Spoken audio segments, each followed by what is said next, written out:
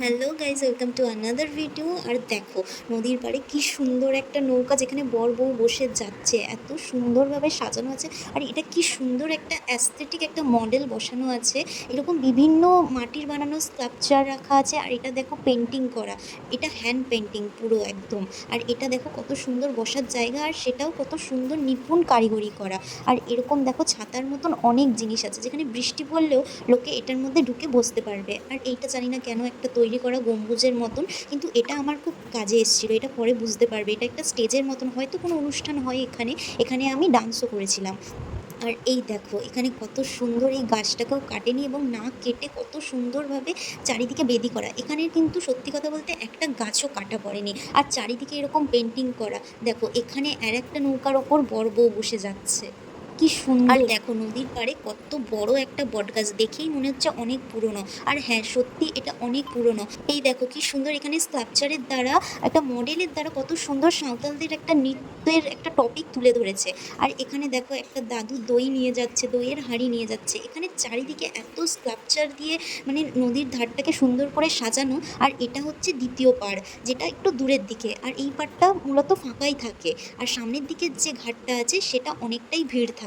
দেখো এখানেও কি সুন্দর একটা কৃষকের মূর্তি, যে একটা হাতে লাঙল নিয়ে যাচ্ছে। আর এদিকে দেখো নদীর পাড়ে এত বসার জায়গা থাকতে এরা কত সুন্দর নদীর কাছাকাছি ঘাসের উপর বসে গল্প করছে। নদীর পাড়ে এসছি আর ভুট্টা খাবো না, এটা তো হতেই পারে না। তাই ছুটতে ছুটতে চলে এলাম ভুট্টা কাকুর কাছে। আর এই যে ছোট্ট পুচকি ভুট্টাটা দেখছো, এটা আমার ছিল। কিন্তু একটা কথা না বললেই নয়, এই ভুট্টাটা ছিল সেরার সেরা। আমি আমার জীবনে এতগুলো ভুট্টা খেয়েছি, কিন্তু এটার মতন আমি আজ অবধি খাইনি। এত সুইট, এত মিষ্টি, আর এত নরম ছিল, মানে কি বলবো। আর এনারা হলেন আমার দুই সুন্দরী ঠাম্মা, আর ইনি হলেন আমার একজন হিরো দাদু। আর ভিডিও হচ্ছে বলে আমার ঠাম্মা কত সিরিয়াস হয়ে বসে আছে, পাছে ভিডিওটা না খারাপ হয়ে যায়। আর দেখো এখানে গরুরা আমার সঙ্গে হামলা করেছে আমার ওপর। এখানের গরুগুলো এমনি ভালো, বন্ধুর মতন, কিচ্ছু করবে না। কিন্তু তুমি যদি ভুট্টা খেয়েছো আর ওদের নাকে গন্ধ গেছে, তাহলে তোমার পিছন আর ছাড়বে না। তুমি যদি গাছেও উঠে পড়ো, ওরাও তোমার পিছন পিছন গাছে উঠে পড়বে। এই দেখো আমার অবস্থা শেষমেশ এইরকম হয়ে গেছিল। আমি গাছের বেদির উপর উঠে আমাকে ভুট্টা খেতে হচ্ছিল। যতক্ষণ না খাবার শেষ হচ্ছে ততক্ষণ নিচে নামার কোনো জো নেই। এরকম হবে আমি জানতাম, কারণ আগেও আমার একটা এক্সপিরিয়েন্স ছিল।